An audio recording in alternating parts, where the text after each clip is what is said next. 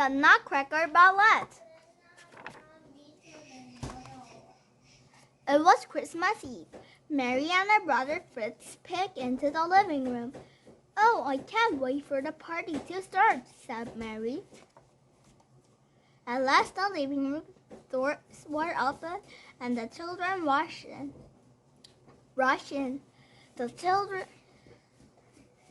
The Christmas tree was dazzling. Hundreds of tiny candles twinkled. Sparkling decorations and candies hung from all the branches. Under the tree were so many presents. Soon the guests arrived. Aunts, uncles, cousins, and friends came carrying even more presents. Mary ran to greet her godfather. He was an odd-looking man. He was tall and thin. He wore a black patch over one eye and frizzy white wig on his head. He looked magical and spooky, but he was a wonderful godfather.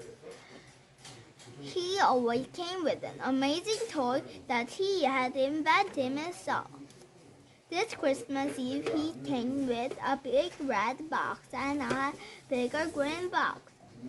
He opened the red and out stepped a big toy soldier. The godfather turned the key on his back. Crank, crank, crank. The soldier marched around the room. Left, right. As the key turned, he marched slower and slower. Then he jerked to stop. Next, Godfather opened the green box and wound up two toy clowns. They danced together. Everyone clapped in delight. Then the Godfather looked under the tree. He picked up his present for Mary and gave it to her. It was a wooden nutcracker shaped like a little man. Mary knew at once that the nutcracker was special. His legs were too short. His head was too big. He wore a fine purple suit with red spots.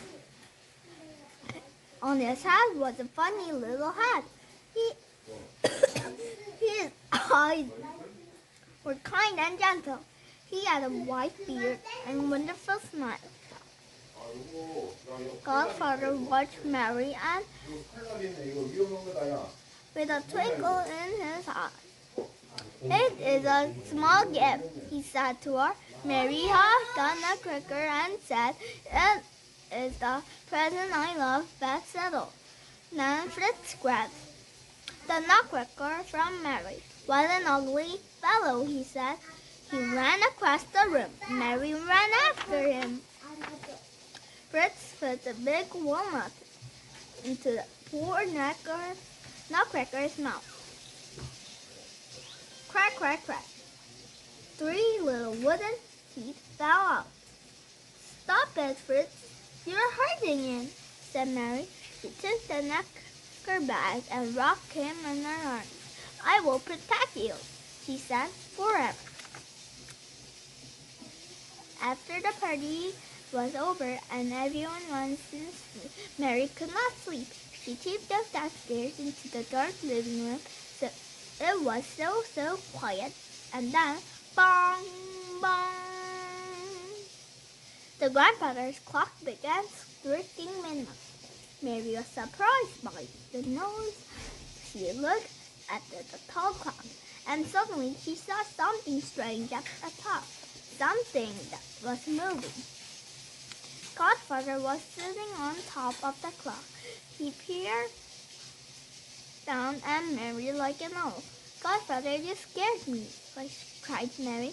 But before she would say another word, the most amazing thing happened. The Christmas tree began to grow. It grew bigger and bigger and bigger. As the Christmas tree grew, the windows and the toys and everything in the room grew with it. Soon the toys were the same size as Mary.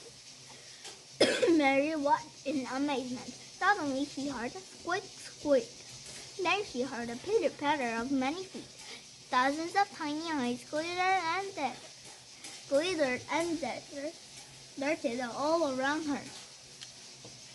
Mary was surrounded by a big army of mice.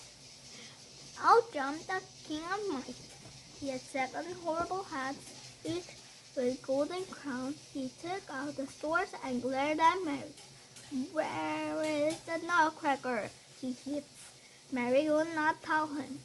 The king of mice squeaked his command to the army.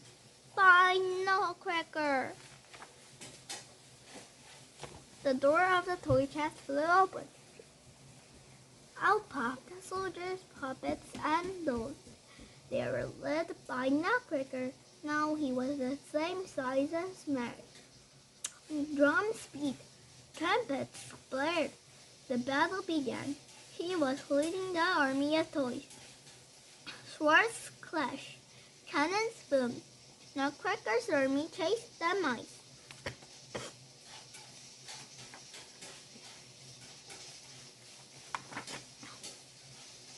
But more and more mice came. Nutcracker's army of toys was big and beaten. Mice surrounded Nutcracker. The king of mice grabbed Nutcracker's stove. "Now I have you," she squeaked. Mary watched in horror. "Oh, my poor Nutcracker," she cried. What could she do? She kicked her right heel as hard as she could at the king of the mice. Poof! Like magic, the mice were gone. Every single one. Mary turned to look at Nutcracker. She laughed, and before her eyes, the funny-looking little Nutcracker became a handsome prince.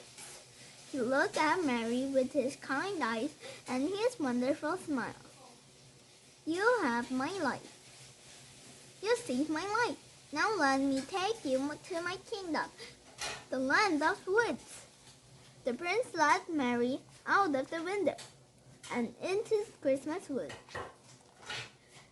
The snowflakes tasted like sugar, and little snow fairies danced all around them. Soon they came to the prince's palace.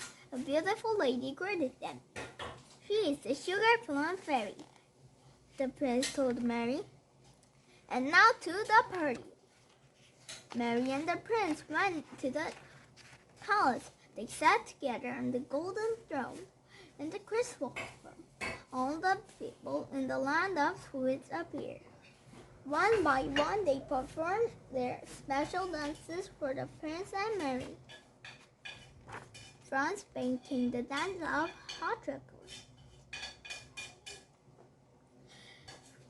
An Arabian lady did the dance of coffee.